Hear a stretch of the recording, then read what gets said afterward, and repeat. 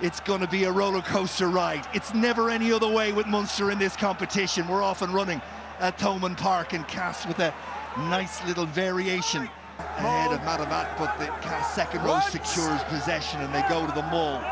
It's Antonello at the back of a maul that's sort of inching forward, but it's now doing a good bit better than that. Goes to ground, but should be there for Fernandez, and it is. And that is a fantastic line and an absolutely brilliant try. That is a classy score. Classy score. It's almost like he ran from O'Connell Street. Middle of the field, options both sides for Craig Casey and Munster. Crowley pulls away to the left, Casey goes right. Nankiville, Casey, Daly. You could feel the hits from up here. Jan Klein off to Gloucester, of course, next season. And announced during the week, Ala Alatoa. Lockman puts the head down and drives through his opposite number, Sokobale. It's there now for Farrell, and maybe Munster can get to the edge. Abrahams has a hold of it. Back inside to O'Donoghue. Casey is there. Craig Casey! Munster find a bit of fire. And Casey, the pocket rocket, is in. Just what the home crowd wanted to see. Shoulder problems this week, but he's battling on, and that is a great score and much needed from Munster. Great work from Tucker Abrahams to gather that and get the offload. Beautiful offloading as well from Jack O'Donoghue, and the little man finds himself in the right place at the right time. Try against Bath in round one, try at a crucial time against Castres in round 4.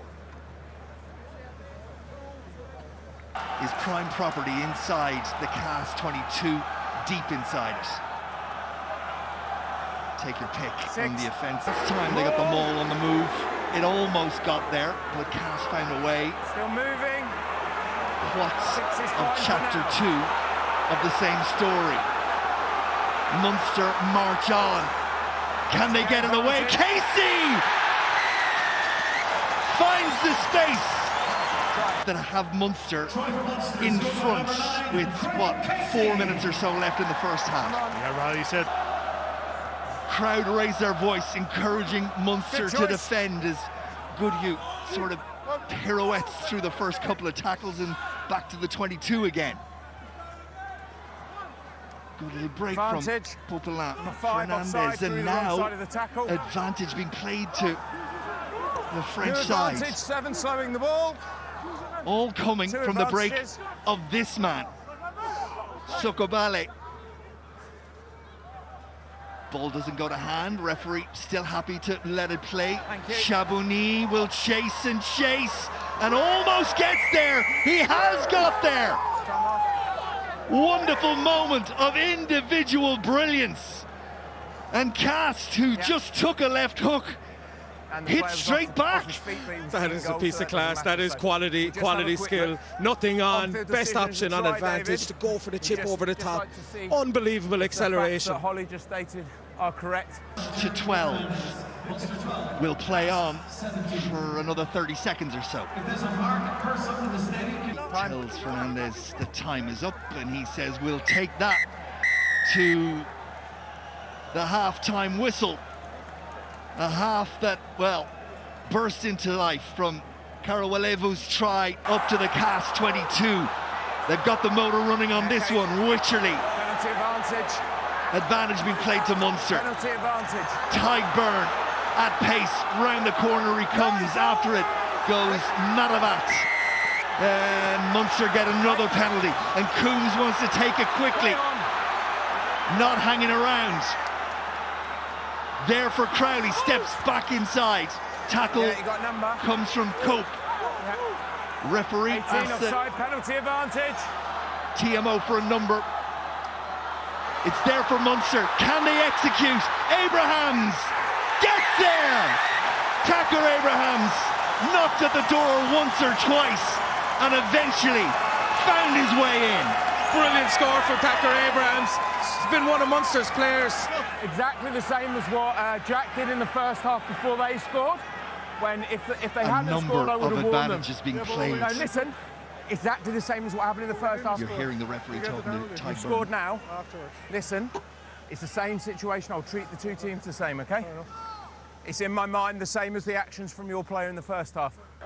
Holiday in wearing 22 as well, by the way. Here's Mbadiang, and Mbadiang has support, and Castres are going to bounce right back. Arata in. They just cut Munster wide open. This is a game that has just about everything. That's just incredible, absolutely incredible running rugby. It'll be looked at. The confidence to go from inside your own 22. Karawalevu again. Oh, was that forwards? Crowd thinks so, but they would. Karawalevu to Arata to finish it off, and Mbadiang involved as well. They're not rushing anyway. But Munster were just cut wide open. On that evidence, they may get stitched up again. Yes. You're going to show me a forward pass? Yeah, I'm going to show you a forward pass. Yeah. So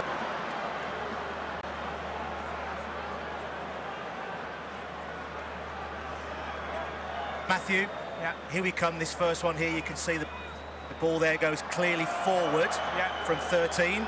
So it's out of the hands forwards, so this tight angle should show us really clearly. This one here is really clear. The ball travels forwards out of his hands. Karawalevu to Mbadiang.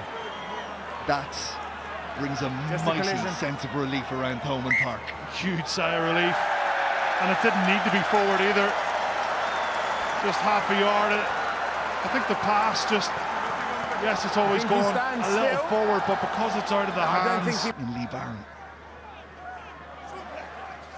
Over 15. Castres get up as Munster go towards the tail, but they don't deal with it, and a Dogbo is there, and is that the bonus point try? The TMO will make the final decision. Matt Carley thinks it is, and Munster from crumbs. You're right, Raul. It really is an area of his game that's so inconsistent. When he is on it, he is one of the best, but the net result is going to be a yellow card for Tom Farr. On the evidence, the right decision, Stephen Ferris? Do they keep it tight? Do they try and find some space? Arata's going in after the ball. Gets it out. And if they go wide and it's accurate, they should be able to get in. And they are able to get in. Try awarded. Jeffrey Penny is the one who's in. Just wait, JJ. Wait. Try score, 21. please.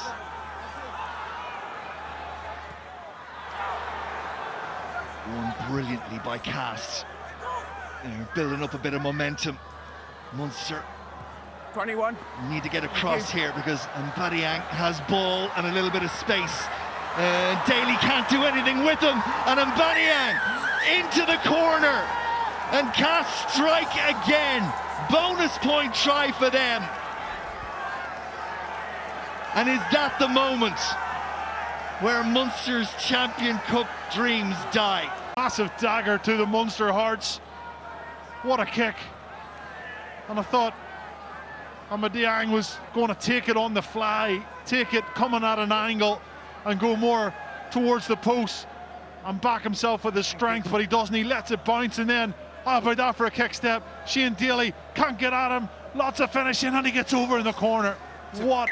But back to the penalty we go, and the referee is going to go to his pocket. That was very cynical. Very cynical, says the referee. Casey sets Munster up. Needs quick ball. Dogbo uses all that power to get there. Does he? Yes, he does. Crowd is alive now. Great effort from Edwin Dogbo. Terrific effort. That is just power and commitment to the cause. Yeah, very close to Munster actually getting penalised for almost like a flying wedge. And Munster's hopes in the Champions Cup for this season go up in smoke.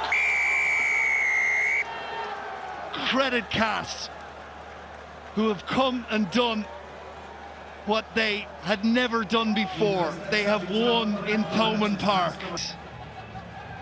Well, their Champions Cup is done, and Castres will throw an eye now to what happens in Gloucester and Toulon. But here at Thomond Park, it's finished Munster 29, Castres Olympique 31.